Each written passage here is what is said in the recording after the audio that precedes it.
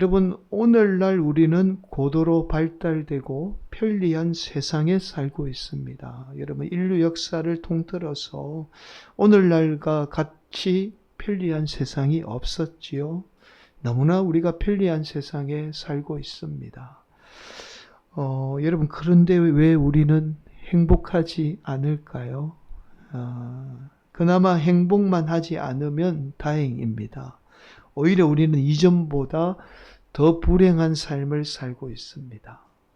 여러분, 오늘날 물질 문명은요, 인간의 편리를 위해서 발전해 왔습니다. 그렇다면 물질 문명이 발전한 만큼 우리 인간이 행복해지는 게 맞겠죠. 그런데 오히려 물질 문명의 발달로 인해서 인간은 더 고통과 더 많은 질병 가운데 노출이 되어 있습니다. 그래서 더 많은 고통 가운데 있는 것이 오늘날 저와 여러분의 현실이죠. 여러분, 무엇이 문제일까요? 발달된 문명이 문제일까요? 아니면 우리가 문제일까요? 여러분, 우리가 편리한 세상을 살면서도 여전히 불행한 것은 바로 우리 인간이 오늘날 인간의 목적을 잃어버렸기 때문입니다. 여러분, 우리 인간은 하나님의 목적에 의해서 이 땅에 태어난 존재예요. 여러분, 누구를 막론하고 목적 없이 이 땅에 태어난 사람은 없어요. 그러나 오늘날 우리 인간은요, 물질 문명의 발달로 인해서 인간이 마치 기계의 부속품과 같은 하찮은 존재가 되고 말았습니다. 그래서 사용하다가 수명이 다 되면 버려지는 존재가 되어 버렸어요. 이처럼 인간이 목적을 잃어버리게 되자 허무주의가 세상을 지배하게 된 겁니다. 여러분, 들어보셨는지 모르겠습니다. 니힐리즘이라고 합니다. 인간은 가치 없는 존재며 인간의 삶의 의미 또한 존재하지 않는다는 거예요. 그래서 인간이 죽으면 허무하게 모든 것이 다 끝나버린다는 거예요. 여러분, 이처럼 인간이 목적을 잃어버리고 허무주의가 세상을 지배하게 되자 인간은 편리한 세상을 살면서도 여전히 자신이 불행하다라고 그렇게 생각하게 되는 겁니다. 사랑하는 성도 여러분, 오늘도 저와 여러분의 짧은 인생 가운데 매 순간 우리의 가슴이 뜨거워지고 행복할 수 있는 유일한 길은 오직 우리가 잃어버린 목적을 되찾는 길밖에 없어요. 오늘도 우리 성도들이 주시는 하나님의 말씀을 통해서 우리의 삶의 목적이 회복되는 놀라운 은혜가 임하기를 간절히 축복합니다. 그래서 누구보다도 행복하고 복된 삶을 사는 귀한 성도들이 되시기를 간절히 축복합니다. 여러분, 오늘 본문의 말씀은 예수님의 부활과 함께 일어난 사건을 기록하고 있습니다. 오늘 본문 13절은 이렇게 말씀하죠. 그날에 그들 중 둘이 예루살렘에서 25里되는 엠마오라 하는 마을로 가면서, 여러분, 예수님의 부활한 그날에 예수님과 함께 했던 많은 사람들이 있었죠. 그 중에 두 사람입니다. 이 두 사람이 엠마오라는 마을로 향하게 됐죠. 여러분, 이 두 사람은 예루살렘에서 일어난 이 예수님의 일로 인해서 절망과 낙심에 빠져서 예루살렘으로 엠마오로 향하게 되었던 거예요. 여러분, 그렇게 두 사람은 절망에 빠져서 예수님에 관한 이야기를 나누게 됐죠. 여러분, 그러자 부활하신 예수님은 이 두 사람에게 나타나 엠마오로 함께 동행하게 됩니다. 그런데 두 사람은 자신들과 함께한 예수님이 부활한 예수님이라는 사실을 전혀 알지 못해요. 오늘 본문 16절은 이렇게 말씀하죠. 그들의 눈이 가려져서 그인 줄 알아보지 못하거늘. 여러분, 이들의 눈이 가려졌다는 것은 실제로 이들의 눈이 가려졌다는 뜻이 아니에요. 여러분, 예수님의 죽음으로 인해서 이들이 절망에 압도되어서 더 이상의 것을 바라보지 못했던 거예요. 그래서 우리 인생의 절망이 무서운 거죠. 아무것도 바라보지 못하는 상황에 이르게 되었다는 뜻입니다. 그래서 자신들과 함께한 이 예수님, 부활하신 예수님을 볼 수 없었던 거죠. 여러분, 예수님을 알아보지 못한 두 사람에게 무슨 이야기를 나누고 있었는지 묻게 됩니다. 그러자 이 두 사람은 예루살렘에서 억울하게 죽임을 당한 예수님에 관한 이야기를 들려주게 되죠. 또한 예수님의 죽음에 관한 이야기뿐만 아니라 예루살렘에서 들려오던 이상한 소문에 관한 이야기도 함께 예수님에게 들려주게 됩니다. 바로 여성들이 예수님의 빈 무덤을 보았다는 사실을 전하게 됐죠. 여러분, 그러자 예수님은 이 두 사람에게 모세의 율법과 선지자들의 글을 통해서 예수님의 부활을 설명해 주게 돼요. 예수님이 어떤 분인지, 선지자가 아니라, 이 두 사람이 생각하는 선지자가 아니라 예수님이야말로 인류를 구원할 하나님의 아들 메시아임을 설명해 주게 됩니다. 그러자 두 사람은 눈이 밝아져 그제야 자신들과 함께한 분이 바로 예수님, 부활하신 예수님이라는 사실을 깨닫게 되죠. 이 사실을 깨닫게 된 순간 예수님은 벌써 사라지고 예수님의 모습은 더 이상 볼 수 없게 됩니다. 여러분, 그러나 두 사람은 예수님으로 인해서 한 번도 느껴보지 못한 감정을 느끼게 돼요. 바로 마음에 불이 붙는 듯한 뜨거운 감정이 차오르게 되었던 겁니다. 말할 수 없는 기쁨이 그들 마음 가운데 차오르게 되었던 거죠. 그러자 두 사람은 더 이상 그 자리에 앉아 있을 수가 없었어요. 도저히 그 뜨거운 감정 때문에 그 자리에 앉아 있을 수가 없었습니다. 그래서 두 사람은 당장 그 자리에 일어나서 다시 예루살렘으로 향하게 돼요. 그리고 예루살렘에 있던 제자들에게 부활하신 예수님을 직접 보았다라고 그렇게 제자들에게 예수님의 부활을 전하게 됩니다. 여러분, 오늘 본문의 말씀은 엠마오로 가던 두 사람이 부활한 예수님을 만난 사건을 기록하고 있습니다. 여러분, 오늘 본문 말씀을 우리가 좀 자세히 살펴보게 되면 세 가지 의문이 존재한다는 사실을 알 수 있어요. 여러분, 오늘 본문에 나타난 이 세 가지의 의문이 사실은 오늘 본문이 우리에게 말씀하는 메시지입니다. 첫 번째 의문은 오늘 본문에 나오는 엠마오는 어디인가라는 거예요. 두 번째 의문은 오늘 본문에 나오는 글로바라는 사람은 누구인가라는 겁니다. 마지막은 왜 누가는 누가복음의 가장 중요한 부분에서 이 엠마오로 가던 두 사람에 관한 이야기를 기록하고 있는가라는 거죠.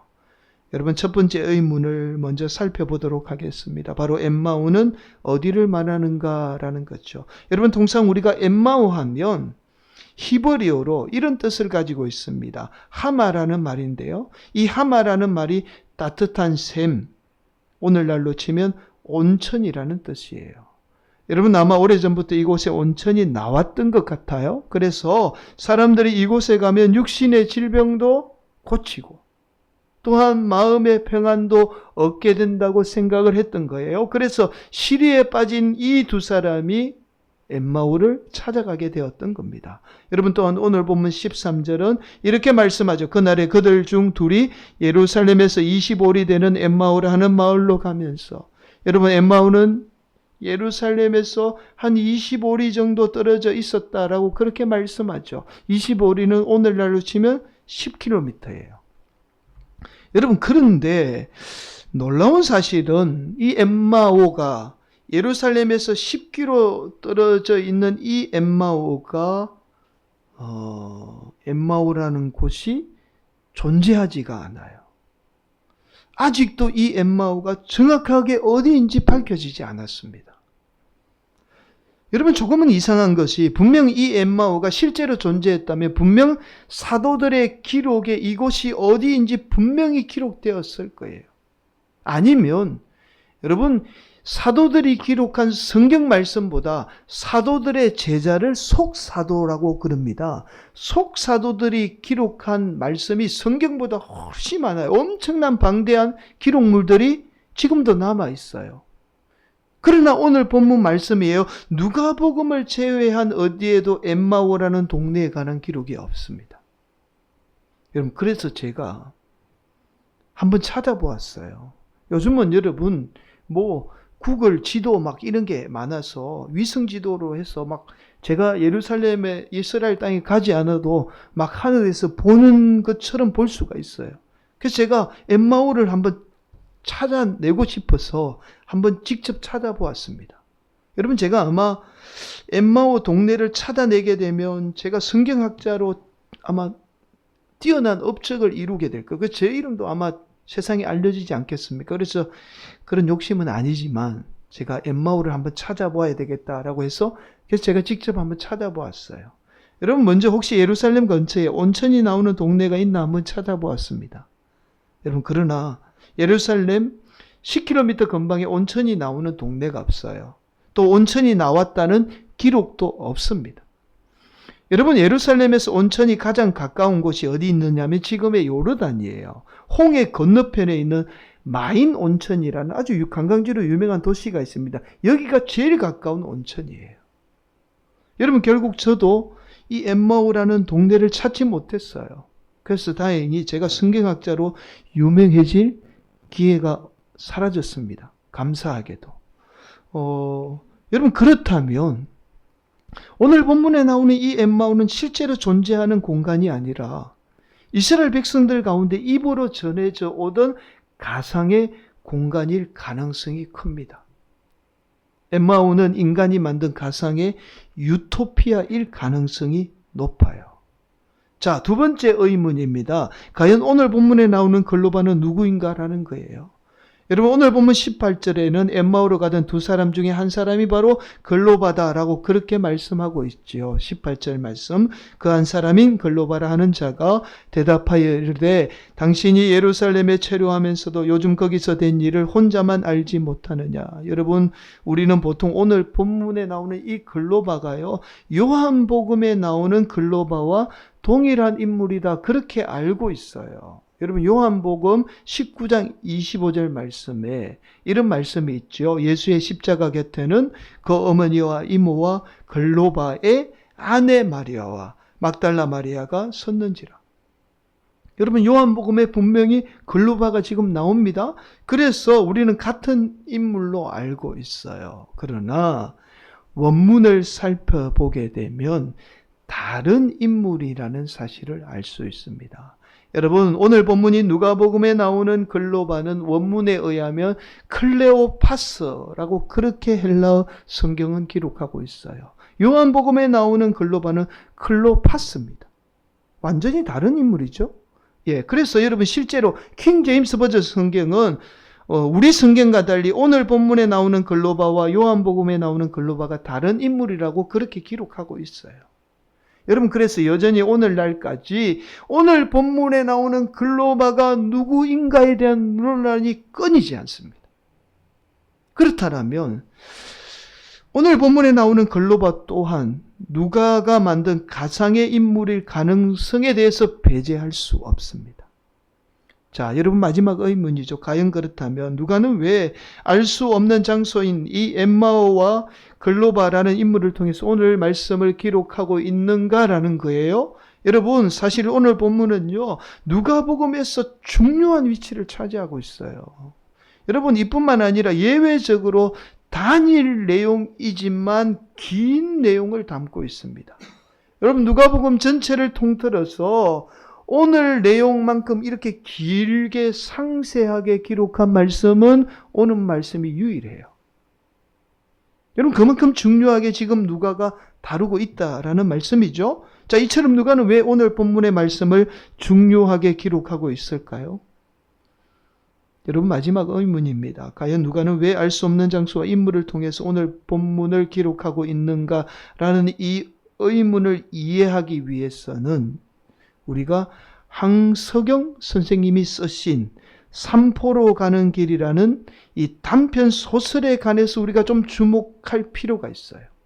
여러분 혹시 책을 좋아하시는 분은 이 삼포로 가는 길 이 책을 아마 읽으신 분이 있으실 겁니다. 1973년도에 출판이 되었더라고요. 무려 50년 전에 출판된 소설입니다. 그런데 우리는 이 소설보다 우리가 너무나 잘 알고 있는 것은 삼포로 가는 길이라는 노래를 더 잘 알고 있어요. 여러분 혹시 삼포로 가는 길 노래 아시나요? 제가 한번 살짝 불러보겠습니다. 그러면 아마 대부분 아하 하고 기억하실 거예요. 바람 부는 저 언덕길 끝에는 삼포로 가는 길이 있겠지. 굽이굽이 산길 걷다 보면 한 발 두 발 한숨만 나오네. 모르시는 것 보니까 80년대 열심히 신앙생활 하신 분들이에요. 모르시는 분들은. 이게 50대 이후만 알 수 있는 이 곡입니다. 85년도 나왔더라고요. 여러분, 황석영 선생님의 산포로 가는 길도 이 노래와 비슷한 내용을 담고 있어요. 이런 내용이죠. 두 사람은 주인공과 함께 두 사람이 각자의 사연을 안고 주인공의 고향인 산포로 떠나게 됩니다. 그 과정 속에서 일어났던 이야기들, 그리고 그 사람들의 안고 있는 상처들을 풀어내는 이야기가 이 소설 속에 다루고 있습니다. 그런데 중요한 사실은 이 소설에서 산포라는 곳은 실제로 존재하는 곳이 아니에요. 여러분, 실제로 우리나라에 산포가 몇 군데 있습니다. 그러나 이 소설에서 말하는 이 산포는 우리나라에 존재하지 않는 산포예요. 여러분, 소설에서 황석영 작가는 우리 인간이 잃어버린 마음의 고향을 상징적으로 나타내는 가상의 공간이 바로 산포입니다. 여러분, 왜 제가 이 말씀을 드리느냐 하면 오늘 본문의 엠마오도 이와 비슷한 의미를 담고 있는 거예요. 여러분, 오래전부터 이스라엘 백성들 가운데 사람의 입으로 전해져 오던 사람이 만든 엠마오라는 가상의 공간이 있었던 거예요. 자, 그래서 그 엠마오에 가면 인간의 아픔이 치유되고 마음의 안식을 얻을 수 있는 곳이 엠마오였던 거죠. 그래서 오늘 본문의 두 사람은 예수님을 잃어버리게 되자, 예수님이 죽게 되자 시리에 빠져서 자신들의 상처가 치유될 수 있는 그 엠마오를 찾아 헤매게 되었던 거죠. 그러나 두 사람이 엠마오에 이르게 되자 자신들의 상처는 치유되지 않을 뿐더러 인간이 만든 가상의 공간일 뿐이었던 거예요. 실제로 존재한다라고 해도 그곳에 가서 상처가 치유될 리가 만무했던 겁니다. 그러나 두 사람이 예수님을 만남으로 다시 자신들의 마음에 불이 붙게 돼요. 다시 그 마음이 따뜻해지고 상처가 회복되게 되었던 겁니다. 그러자 이들이 예루살렘으로 향하게 되었던 거예요. 여러분, 결국 누가는 이 엠마오의 두 제자를 통해서 누가복음의 편지잖아요. 수신자인 이 데오빌로 각하에게 우리 인생의 진정한 목적이 무엇인가를 지금 말씀하고 있습니다. 여러분, 우리 인생의 진정한 목적은 예수님을 만나는 거예요. 첫 번째 목적은 예수님을 인격적으로 만나는 겁니다. 그 예수님을 인격적으로 만남으로 우리 인생의 진정한 목적을 하나님께 두게 될 때에 우리의 마음이 뜨거운, 마치 활활 타오르는 불과 같은 인생을 살 수 있다라는 사실을 오늘 본문은 말씀하고 있습니다. 그래서 오늘 본문 32절은 이렇게 말씀하고 있어요. 우리 함께 한 목소리로 봉독하도록 하겠습니다. 그들이 서로 말하되 길에서 우리에게 성경을 풀어주실 때에 우리 속에서 마음이 뜨겁지 아니하더냐 하고, 사랑하는 성도 여러분, 예수님의 죽음으로 시리에 빠져있던 두 사람이 다시 마음이 뜨거워지고 기쁨으로 가득 찰 수 있었던 것은 바로 부활하신 예수님을 다시 만나기 때문이에요. 부활하신 예수님을 다시 만나 삶의 의미이자 목적이 예수님이 되었던 거예요. 이제는 하나님을 향한 그 목적을 다시 두게 되었던 거죠. 그래서 자신들이 가야 할 길이 사람들이 만든 가상의 공간, 허황된 엠마오가 아니라 예루살렘이라는 사실을 깨닫게 되었던 거예요. 여러분, 예루살렘으로 가면 여전히 아픔이 있지요. 또 제자들에게는 고난이 기다리고 있어요. 그러나 그 예루살렘이 우리의 삶의 목적이 되어야 한다라는 겁니다. 그래야 우리 인생의 삶의 진정한 의미를 깨달아 날마다 마음이 뜨거워지는, 날마다 기쁨이 넘쳐나는 복된 삶을 살게 되는 거죠. 사랑하는 성도 여러분, 우리 인간은 하나님으로부터 기인한 존재예요. 하나님으로부터 나온 존재입니다. 이것이 인간의 본질이에요. 여러분, 성경은 우리에게 분명하게 말씀합니다. 그래서 저와 여러분은 하나님의 형상을 닮은 존재라고 그렇게 말씀하죠. 여러분, 이 인간의 본질은 시대가 변하고 시간이 흐르고 물질 문명이 아무리 발달해도 변하지 않는 진리입니다. 여러분, 식물도 마찬가지죠. 여러분, 식물은 씨를 통해서 자신의 종을 보존하게 돼요. 여러분, 그래서 식물은 죽잖아요. 죽지만 뭘 남기죠? 씨를 남겨요. 그 씨가 싹을 피우고 다시 줄기를 내고 다시 꽃을 피우게 됩니다. 여러분, 환경에 따라서 그 식물이 많이 자랄 수 있지요. 또 형태는 약간 변할 수 있습니다. 그러나 변하지 않는 절대적인 진리는 그 식물의 본성은 절대로 변하지 않아요. 여러분, 우리 인간도 마찬가지입니다. 환경이 변하고 시대가 변해도 인간이 하나님으로부터 나왔다라는 이 본질은 절대로 변하지 않아요.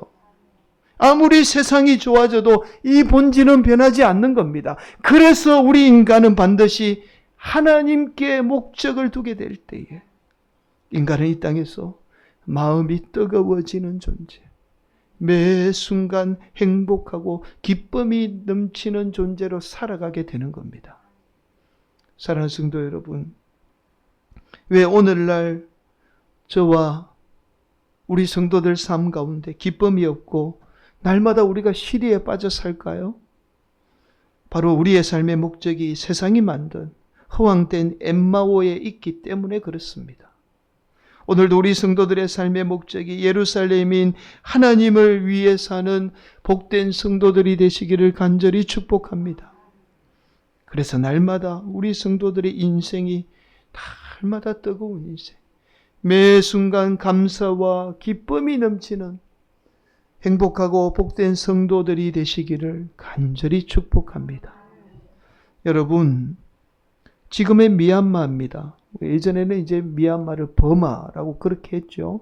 지금은 이제 미얀마라고 합니다. 미얀마는 원래 불교 국가죠. 이 불교 국가인 미얀마에 복음을 전해서 수많은 영혼을 구원한 분이 있어요. 지금도 미얀마가 우리나라만큼 기독교인의 숫자가 많은 나라입니다. 불교 국가임에도 불구하고. 자, 이렇게 많은 영혼들이 예수님을 믿게 한 인물이 바로 아도리람 저더슨 선교사님 때문입니다. 목사이자 선교사님이에요. 여러분, 이분은 16세에 이 브라운 대학에 입학해서 4년 과정을 3년 동안 수석으로 졸업한 수재입니다. 그런데 이분이 대학에서 무신론에 심취해 있던 친한 친구를 만나요. 그 친구의 영향으로 신앙을 버리게 돼요. 완전히 신앙과는 별개의 삶을 살게 됩니다. 여러분, 그러던 어느 날 저더슨 목사님은 한 시골 여인숙에서 하룻밤을 묵게 돼요. 그런데 저더슨 목사님은 옆방에서 밤새도록 신음하는 한 남성의 신음소리를 듣게 됩니다. 그 잠을 제대로 자지 못해요. 다음날 아침 저더슨 목사님은 여인숙 주인에게 옆방에 있던 사람이 어떻게 되었는지 묻게 됩니다. 그러자 죽었습니다. 라는 짧은 대답만 되돌아오게 됐죠. 저더슨 목사님은 다시 묻습니다. 혹시 그 사람이 누구인지 아십니까? 그러자 주인은 이렇게 대답하죠. 네, 브라운 대학 출신의 제이콥 임저입니다. 저더슨 목사님은 주인의 대답을 듣는 순간 그 자리에서 온몸이 얼어붙고 맙니다. 모든 것이 멈춰버린 것만 같았어요. 왜냐하면 바로 전날 밤 옆방에서 밤새도록 신음하며 죽어간 제이콥 임저는 목사님이 대학교 때에 가장 친한 친구이자 무신론자가 되도록 영향을 준 친구였던 거예요. 그 친한 친구가 옆방에 죽어가며 신음하는데도 이 목사님은 전혀 몰랐던 거예요. 목사님은 이 일이 결코 우연이 아니라고 생각했습니다. 우연히 이런 일이 일어날 수 없다라고 생각을 한 거예요. 그날 이후 저더슨 목사님은 곧장 집으로 달려가서 신학교에 입학을 하게 됩니다. 그리고 미국의 최초의 선교사가 돼요. 이분이 미국 내의 최초의 선교사입니다. 그렇게 미얀마 땅을 받게 되고 죽는 순간까지 불교 국가인 미얀마에서 예수님의 복음을 전하게 됩니다. 사랑하는 성도 여러분, 조더슨 목사님이 삶의 목적을 하나님께 두고 자신의 삶을 하나님께 드렸을 때에 그의 삶에 우리가 생각하는 놀라운 축복만 있은 게 아니에요. 불교 국가인 미얀마에서 말할 수 없는 엄청난 고통과 고난을 겪게 돼요. 심지어 사랑하는 아내를 잃고 자녀들마저도 질병으로 잃는 그 아픔을 겪게 됩니다. 그러나 조더슨 목사님의 삶에 한순간도 떠나지 않는 사실 하나가 있었어요. 그것은 바로 복음을 향한 뜨거운 마음, 열정이었습니다. 그 불타오르는 열정이 목사님의 어떠한 고난도 아픔도 다 이겨내게 했던 거예요. 사랑하는 성도 여러분, 이것이 바로 우리 인생의 목적이 하나님을 향해 있어야 하는 이유입니다. 우리 인생의 목적이 하나님을 향해 있을 때 우리는 이 땅에서 뜨겁고 행복한 삶을 살 수 있어요. 그 뜨거움이 어떠한 고난도 아픔도 다 이겨내게 되는 겁니다. 사랑하는 성도 여러분, 우리 성도들의 삶의 목적이 하나님을 향한 그 예루살렘에 있기를 간절히 축복합니다. 그곳에 아픔이 있어요. 왜 고난이 없겠습니까? 우리 인생을 살아가는데 왜 아픔이 없겠어요? 그러나 우리의 삶의 목적이 하나님을 향할 때에 우리의 삶이 날마다 뜨거워져서 어떠한 고난과 아픔도 이겨낼 수 있습니다. 오늘도 우리 성도들이 하루를 살아도 하나님을 향한 그 뜨거운 마음으로 사는 복된 성도들이 되시기를 예수님의 이름으로 간절히 축원을 드리겠습니다.